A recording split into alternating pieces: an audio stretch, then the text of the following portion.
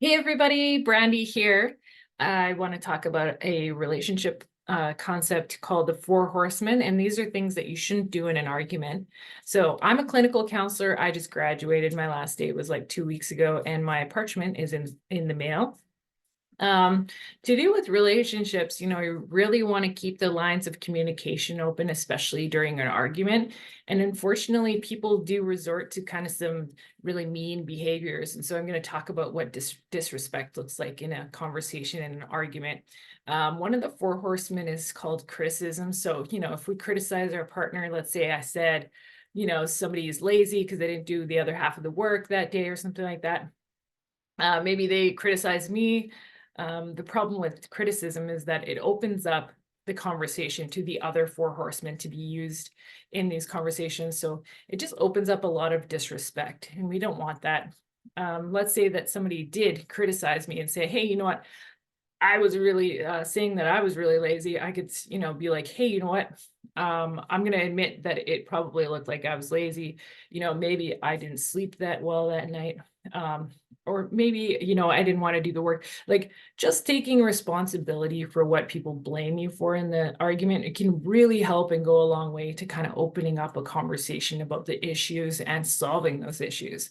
So a second part of the Four Horsemen that we really don't want to do in arguments is contempt. So this is really being like an evil type of thing where we name call, mock our partner, just say overly mean things. Same thing, this opens up a lot of disrespect. The other person is more likely to disrespect you.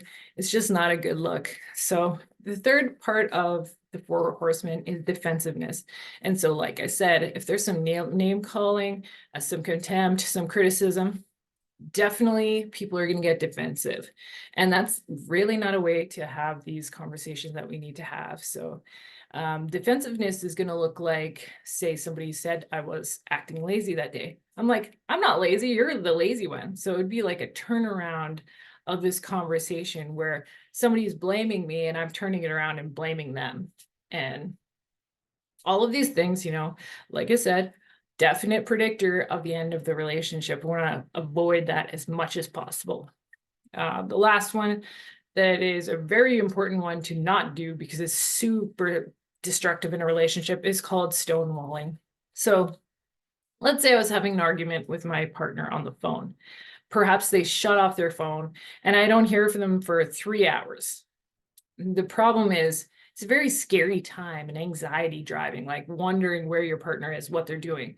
That can happen. Otherwise, what could happen is say you're in a conversation with them and you're in the same room as them, and they just say, I'm not going to talk about this anymore. And they stand up and they leave the room. If you go follow them, try to have this conversation, they say, I'm never going to have this conversation. So just stop talking about it. So they've completely closed the lines of communication. So instead of just being, open and, recognizing what you've done wrong and trying to like improve the situation, there's nothing you can do.